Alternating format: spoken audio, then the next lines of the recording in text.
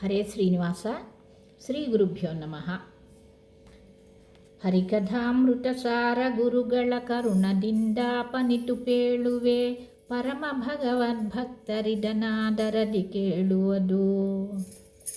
జగన్నాథదాసుల వారు రచించిన హరికథామృత సారంలో రెండవ సంధి అయిన కరుణా సంధిలోని రెండవ పద్యం.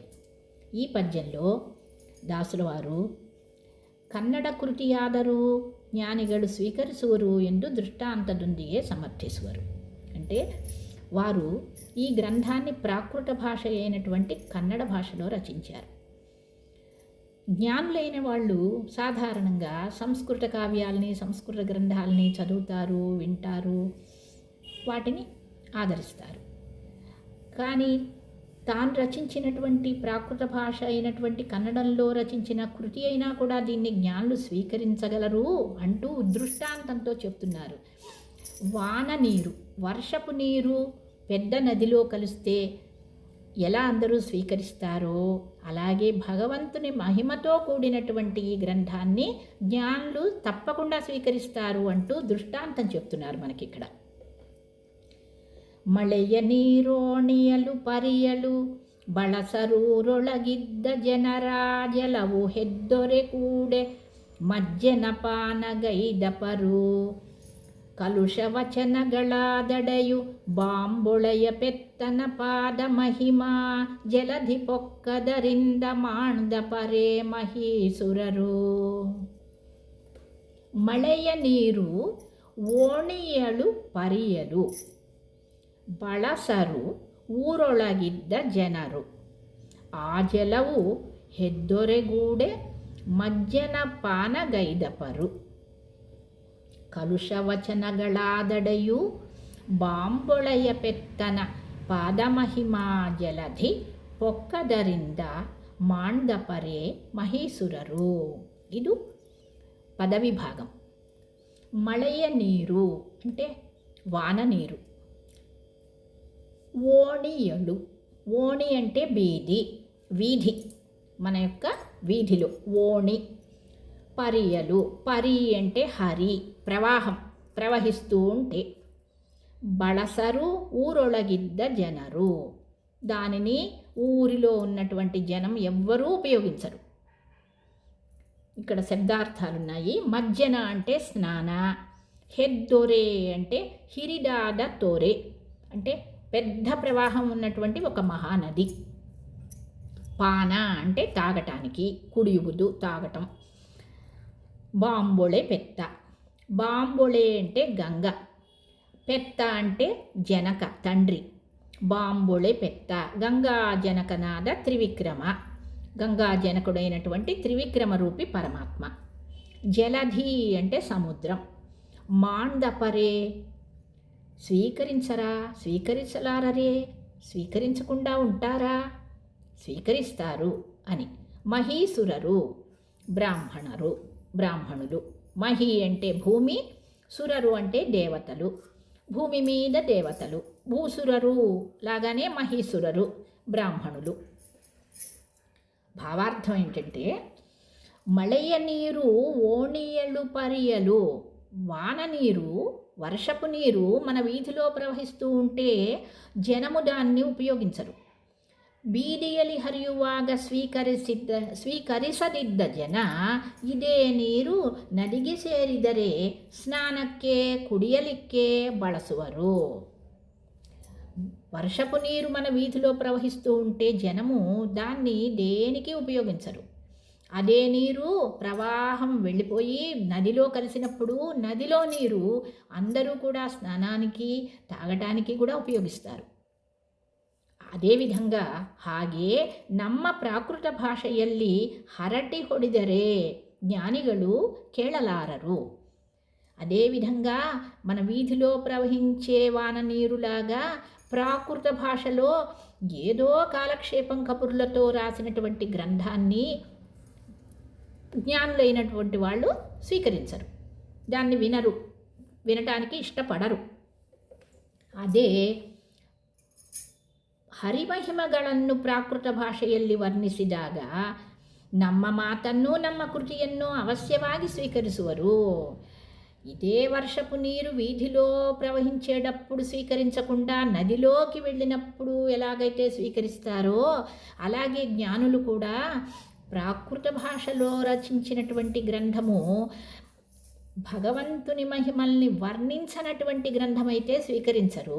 కానీ భగవంతుని మహిమా వర్ణనము అనేటువంటి సముద్రం ఇది, ఆ మహిమా సముద్రం కాబట్టి భగవంతుని యొక్క వర్ణన ఇందులో మహిమా వర్ణన ఉన్నది కాబట్టి జ్ఞానులైనటువంటి వాళ్ళు నా మాటని నా గ్రంథాన్ని కూడా అవశ్యంగా స్వీకరించి తీరుతారు అని వినయంగా చెప్పుకుంటున్నారు దాసుల వారు. కలుషవచనగళాదడయు అంటున్నారు. కలుషవచనಗಳು అంటే దాసుల వారి మాటలు, గ్రంథంలో ఉన్న మాటలు కలుషవచనాలా? కాదు. వారి యొక్క గ్రంథం గురించి నేను ఇంత పెద్ద గ్రంథం రాశాను, ఇంత గొప్పగా రాశాను అని చెప్పుకుంటూ అహంకారంగా ఉండకుండా వారు రాసినటువంటి గ్రంథాన్ని గురించి ప్రాకృత భాషలో రాశాను నేను, ఇది భగవంతుని మహిమ, దీన్ని అందరూ స్వీకరించండి అని జ్ఞానులకు వినయపూర్వకంగా విన్నవించుకుంటున్నారు. అది అంతేగాని కలుషవచనాలు ఇందులో ఉన్నాయి అని మనం అర్థం చేసుకోకూడదు. దాసుల వారు వినయంగా చెప్పుకునేటువంటి పద్ధతి అది. అంటే వర్షపు నీరు వీధిలో ప్రవహించేటప్పుడు ఎలాగైతే స్వీకరించరో భగవంతుని మహిమలేమీ లేనటువంటి ప్రాకృత భాషలో గ్రంథాల్ని స్వీకరించరు. అదే నీరు నదిలోకి వెళ్ళినాక స్వీకరించిన విధంగా అదే గ్రంథం, ప్రాకృత భాషలో ఉన్న గ్రంథం భగవంతుడి మహిమలను గనక వర్ణిస్తే జ్ఞానులైనటువంటి వాళ్ళు కూడా స్వీకరిస్తారు అని భావం. ఇక్కడ విశేషాంశాలలో ఇంకా చక్కగా వివరిస్తున్నారు ప్రతి పదాన్ని. నమ్మమాతి నల్లి గంగా జనకన స్తుతి ఇద్దరే, గంగా నీరు ఇల్లదిద్దరే చరండి నీరు. ఇది దాసుల వారి అభిప్రాయం. మన యొక్క మాటలలో, మన యొక్క గ్రంథం కానీ మన మాటలు కానీ భగవంతుని స్తుతి ఉండాలి. భగవంతుని యొక్క స్మరణతో ఉంటే అది గంగా నీరుతో సమానం. అంటే పవిత్రమైనటువంటిది. అది ఎవరైనా వింటారు. అది లేదనుకో ఏదో కాలక్షేపం, కబుర్లు, ఆ కబుర్లు, ఈ కబుర్లు, సమయం గడపటానికి చెప్పుకునేటువంటి వ్యర్థమైనటువంటి మాటలైతే అది చరండి నీరు, అంటే వీధిలో ప్రవహించే నీళ్లతో సమానం. అది ఎవరికీ అక్కర్లేదు, ఎవరు లక్ష్య పెట్టరు వాటిని. ఇక రెండవ పాయింట్, తత్వప్రకాశిక అనే గ్రంథానికి మంగళాచరణంలో గంగా సంగేన అనేటువంటి ఒక శ్లోకం ఉంది.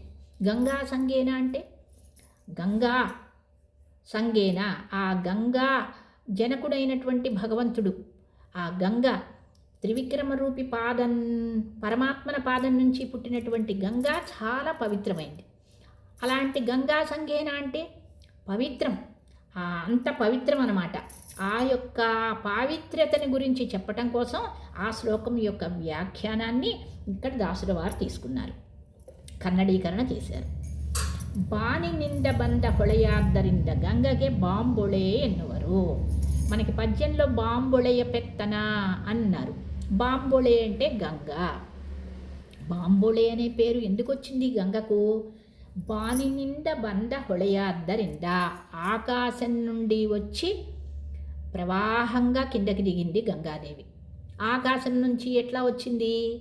వామనావతారంలో పరమాత్మ బలిచక్రవర్తి నుంచి 3 అడుగుల భూమిని తీసుకొని 1 అడుగుతో భూమండలాన్ని, మరొక అడుగుతో ఆకాశమంతా ఆక్రమించుకున్నప్పుడు ఆ భగవంతుని యొక్క పాదంలోని ఒక వేలు గోరు, ఆ బ్రహ్మాండము యొక్క పైన ఉండేటువంటి కప్పు, ఆ కర్పట, అది ఆ చిట్లి అక్కడి నుంచి బయట ఉన్న బ్రహ్మాండానికి బయట ఉన్నటువంటి నీరు భగవంతుని పాదాలని స్పర్శిస్తూ కిందకి దిగింది. అందుకని గంగకు జనకుడు త్రివిక్రమరూపి పరమాత్మ, గంగా జనకుడు.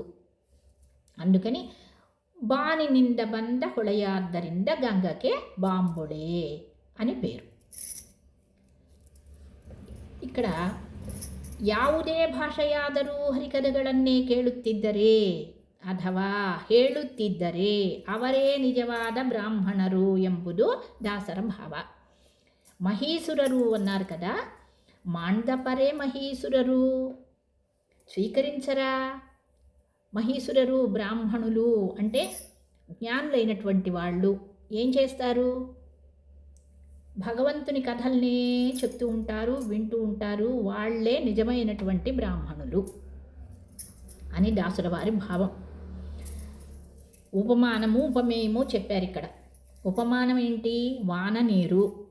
ఉపమేయము ప్రాకృత భాష. ప్రాకృత భాష వర్షపు నీరు లాంటిది అని ఉపమానం ఉపమేయం చెప్పారు. ఇక్కడ హరిగుణగానం విల్లద కావ్యాల్ని సంస్కృతమైనా కూడా నిషేధించటం, అంతేగాని ఇది హరిగుణగానంతో ఉన్నటువంటి ప్రాకృత భాషలో ఉన్న కావ్యం కాబట్టి దీనికి నిషేధం లేదు. ಸಂಸ್ಕೃತವಾಗಿದ್ದರೂ ಹರಿಗುಣಗಾನವಿಲ್ಲದ ಕಾವ್ಯಗಳನ್ನು ನಿಷೇಧಿಸಿದ್ದು ಇಂತಹ ಕೃತಿಯನ್ನಲ್ಲ. ఇటువంటి కృతిని కాదు నిషేధము. హరిగుణగానం అనేది అసలు ఏమీ లేనటువంటి కావ్యాలు సంస్కృత భాషలో రాసినా కూడా దాన్ని నిషేధమే. భాష కాదు ముఖ్యం, భగవంతుని గుణగానమే ముఖ్యము. ಪ್ರಾಕೃತ ಭಾಷನಿ కొన్ని ಚೋಟ್ಲ ನಿಷೇಧಂ చేశారు. ಪ್ರಾಕೃತ ಭಾಷೆಯನ್ನು ನಿಷೇಧಿಸಿದ್ದ ವ್ಯಾಸ ಹಾಗೂ ದಾಸ ಸಾಹಿತ್ಯ ವಚನಗಳ ಅಭಿಪ್ರಾಯ ಯಜ್ಞಕರ್ಮದಲ್ಲಿ ಮಾತ್ರ, ಸ್ತೋತ್ರಾದಿಗಳಲ್ಲಿ నిషేధం యజ్ఞకర్మల్లో సంస్కృతంలోనే మంత్రాలు చదవాలి, యజ్ఞాలు చేయాలి, అక్కడ ప్రాకృత భాష నిషేధం. కానీ స్తోత్రాలు చేసేటప్పుడు, భగవంతుని యొక్క కథల్ని వినేటప్పుడు, చెప్పేటప్పుడు, గుణగానం చేసేటప్పుడు ప్రాకృత భాష నిషేధం లేదు. అనేక రకాల స్తోత్ర పారాయణలు కన్నడంలోవి ప్రాకృత భాషలో ఉన్నవి కూడా చేస్తూ ఉంటారు, పారాయణలు చేసుకుంటారు. దానికి ఎంతో మహిమ. వాదిరాజుల వారు కన్నడంలో ఎన్నో రాశారు, దాన్ని అందరం చదువుతూ ఉంటాం మనం. కాబట్టి యజ్ఞకర్మల్లో మాత్రమే ప్రాకృత భాష నిషేధమే, కానీ మిగతా అన్ని చోట్ల కూడా ప్రాకృత భాష భగవంతుని గుణగానంతో కూడినటువంటి అయితే అది అవశ్యము స్వీకరించాలి అని చెప్తూ తన యొక్క కావ్యాన్ని జ్ఞానులు స్వీకరిస్తారు అని చెప్పి వినయంగా చెప్పుకుంటున్నటువంటి మాటలు ఇవి దాసుల వారి మాటలు. ಮಳೆಯ ನೀರೋಣಿಯಳು ಪರಿಯಲು ಬಳಸರೂರೊಳಗಿದ್ದ ಜನರಾಜಲವು ಹೆದ್ದೊರೆಗೂಡ ಮಜ್ಜನಪಾನಗೈದ ಪರು ಕಲುಷವಚನಗಳಾದಡೆಯು ಬಾಂಬೊಳೆಯ ಪೆತ್ತನ ಪಾದ ಮಹಿಮಾ ಜಲಧಿ ಪೊಕ್ಕದರಿಂದ ಮಾಂಡ ಪರೇ ಮಹೀಸುರರು. ಹರಿಕಥಾಮೃತ ಸಾರ ಗುರುಗಳ ಕರುಣದಿಂದ ಪನಿತು ಪೇಳುವೆ ಪರಮ ಭಗವದ್ಭಕ್ತರಿದನಾದರದಿ ಕೇಳುವುದು. ಶ್ರೀ ಗುರುಮಧ್ವ ಅಂತರ್ಗತ ಶ್ರೀಕೃಷ್ಣ ಅರ್ಪಣಮಸ್ತು.